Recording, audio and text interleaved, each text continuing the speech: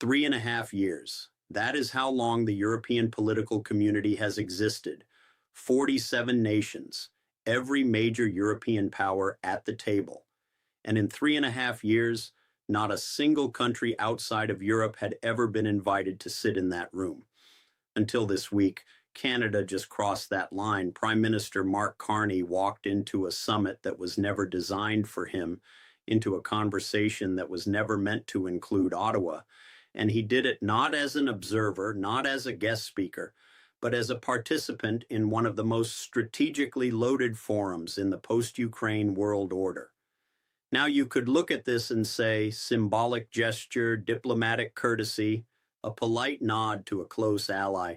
I want you to hold that thought, because the moment you dig one layer deeper into why this invitation happened, the picture looks very different. Let me give you the facts first, then we will talk about what they actually mean. The European Political Community Summit took place in Yerevan, Armenia. Mark Carney was there. And for the first time in the history of this forum, a head of government from outside the European continent was present not on the sidelines, not in a bilateral meeting down the hall, but inside the room where European leaders coordinate their responses to war, economic fragmentation, and the shifting pressures of a world that no longer operates by the rules written after 1945. Now, what is the European political community? Because this matters. This is not the European Union. This is not NATO. This is something different, and that difference is important. The EPC was created in October of 2022, 8 months after Russia launched its full-scale invasion of Ukraine. The purpose was specific: bring every major European nation, EU members and non-members alike, into a single strategic conversation. Britain is there, Turkey is there, Iceland, Armenia, Azerbaijan.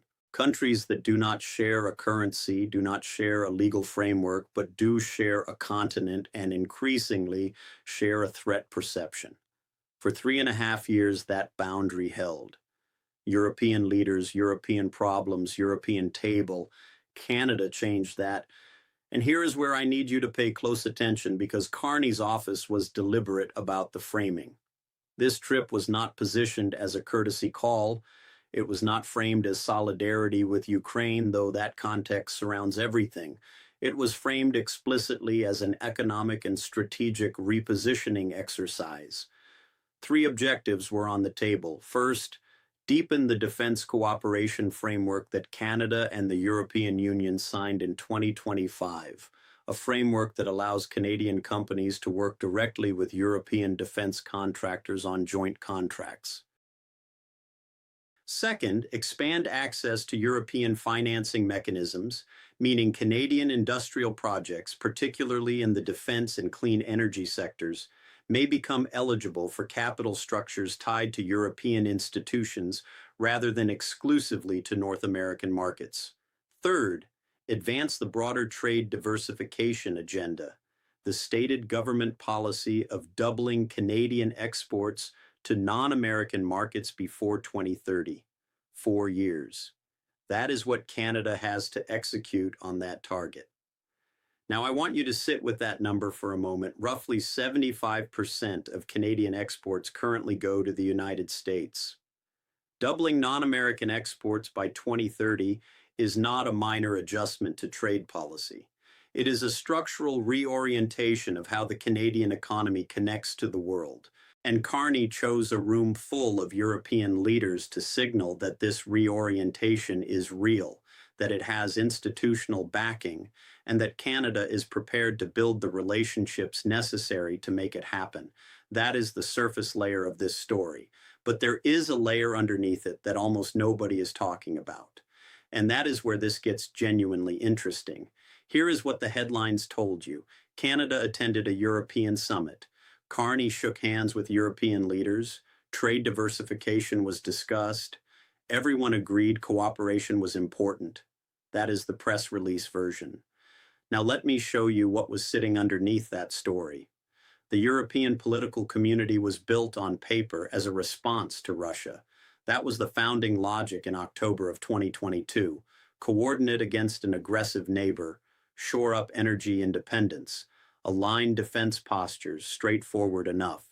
But look at what the EPC agenda has quietly expanded to include since 2025. The conversation inside that room is no longer just about Russia. It is about China's positioning in European critical infrastructure. It is about supply chain resilience after the disruptions of the early part of this decade. And increasingly, it is about how European nations manage economic relationships with the United States that has, under its current administration, imposed tariffs on allies, revisited long-standing agreements, and introduced a level of unpredictability into relationships that were once considered structurally stable. Read that last sentence again. Europe is now formally, inside its own strategic forum, discussing how to manage risk that originates in Washington. And into that conversation, Canada walked in. Now here is the variable that almost no analyst has foregrounded. Canada is a G7 nation. Canada shares intelligence with Europe through Five Eyes. Canada has a legal and institutional framework compatible with European standards in ways that most alternative partners simply do not. And critically, Canada is not the United States. In an environment where European leaders are quietly stress testing their dependencies, a partner that offers G7 credibility without Washington attachment is not a symbolic addition to the room. It is a structurally useful one. But stay with me, because here is where the unintended consequence sharpens into something specific. Look carefully at the Defense Cooperation Agreement signed in 2025. On the surface, it reads as a market access arrangement. Canadian firms can bid on European defense contracts. Clean enough. But embedded in that framework is something that has received almost no attention in Canadian domestic coverage. The agreement opens a pathway for Canadian industrial projects to access European financing mechanisms, capital denominated in euros, structured outside of North American financial architecture. For a country that has historically funded its industrial base almost exclusively through access to American capital markets, this is not a minor footnote. This is a structural alternative being quietly constructed in parallel. One analyst framing worth considering: if Canada can demonstrate over the next 18 to 24 months that it can execute on joint contracts with European defense firms while drawing on European financing structures, it begins to build what could be described as a dual financial architecture, not a replacement for North American markets, but a genuine hedge against them. That is not the language Carney's office used. That is the operational implication of the policy they described. And here is the question that keeps pulling at me. Was this the intended design from the beginning? Or did the acceleration of American trade unpredictability since 2025 simply create a window that Canadian strategic planners moved quickly to occupy? I do not have a definitive answer to that question, but I can tell you this: the timing is not accidental. The sequencing of the defense agreement in 2025, followed by the EPC invitation in 2026, followed by the explicit framing around trade diversification targets, that sequence has the structure of a deliberate strategy, not a series of unrelated diplomatic coincidences. The cue was given a long time ago. The room just became available. Let me do something that political coverage rarely does. Let me tell you what this actually is, not what Carney's office said it is, not what the summit communique will describe it as. What the underlying logic of this entire strategic movement reveals when you strip away the diplomatic language and look at the three pressure systems driving it simultaneously. Three layers, each one real, each one distinct, each one pointing in the same direction. Start with the number that should be on every Canadian's radar right now. Approximately 75% of Canadian exports flow to the United States. That is not a trade relationship. That is a structural dependency. And in an environment where American trade policy has introduced tariffs on allied nations and revisited agreements that were considered settled, that dependency is no longer an abstraction. It is a measurable liability sitting on Canada's national balance sheet. The 2030 target doubling non-American exports is the government's stated response to that liability. But here is what that target actually requires. It requires Canada to build, from a relatively low base, deep commercial relationships with markets that operate on different legal frameworks, different regulatory standards, different financing architectures, and different procurement timelines than the integrated North American system Canadian exporters have spent decades optimizing for. That is not impossible, but it is genuinely hard. And the EPC invitation is, among other things, a signal that Canada is pursuing the political relationships necessary to create the institutional infrastructure that makes that commercial reorientation achievable. Without the political access, the trade targets are aspirational. With it, they become operational. Now move up one level. Europe in 2026 is not Europe in 2022. The continent has spent 4 years absorbing the strategic shock of a land war on its eastern border. It has restructured energy relationships, accelerated defense spending, and begun the slow, difficult work of reducing dependencies it did not previously recognize as vulnerabilities. In that context, Europe is not simply looking for markets. It is looking for partners who bring 3 specific qualities to the table: reliability, institutional compatibility, and strategic alignment without the complications of entanglement. Canada, according to analysts observing this development, fits that profile in ways that few alternative partners do: a stable democracy, a Five Eyes intelligence partner, a legal and regulatory system that maps cleanly onto European frameworks, and crucially, a government that is, at this particular moment in history, actively seeking to demonstrate independence from Washington rather than proximity to it. That last point is not a small thing inside a European strategic forum that is formally discussing how to manage risk originating from American policy decisions. One interpretation worth considering: Canada did not simply receive an invitation. Canada became useful to a room that needed exactly what Canada currently represents. This is the layer that domestic Canadian coverage has most consistently underweighted. Mark Carney came to the prime ministership in a specific political moment, a moment defined by economic anxiety, by questions about Canadian sovereignty, and by a public that was, by multiple indicators, looking for evidence that its government could project agency rather than simply absorb pressure. The EPC summit is foreign policy, but it is also simultaneously a domestic political communication. Every image of Carney in a room with European heads of government, every announcement of a new cooperation framework, every reference to markets being opened and alternatives being built, these are not just diplomatic outputs. They are political signals directed at a Canadian audience that wants to see its government acting rather than reacting. This does not make the policy cynical. Policy can serve both strategic and political purposes simultaneously. In fact, the most durable policy usually does. But it means that when you evaluate whether this summit will be judged a success, you need to apply 2 separate measuring sticks: the strategic one, which asks whether concrete agreements follow, and the political one, which asks whether Canadians feel their government is executing with confidence on a coherent vision. Right now, on the political metric, the answer appears to be yes. On the strategic metric, the verdict will not be available for another 18 to 24 months. That gap between the political signal and the strategic proof is exactly where the risk lives, and that is what I want to talk about next. Let me bring this out of Yerevan.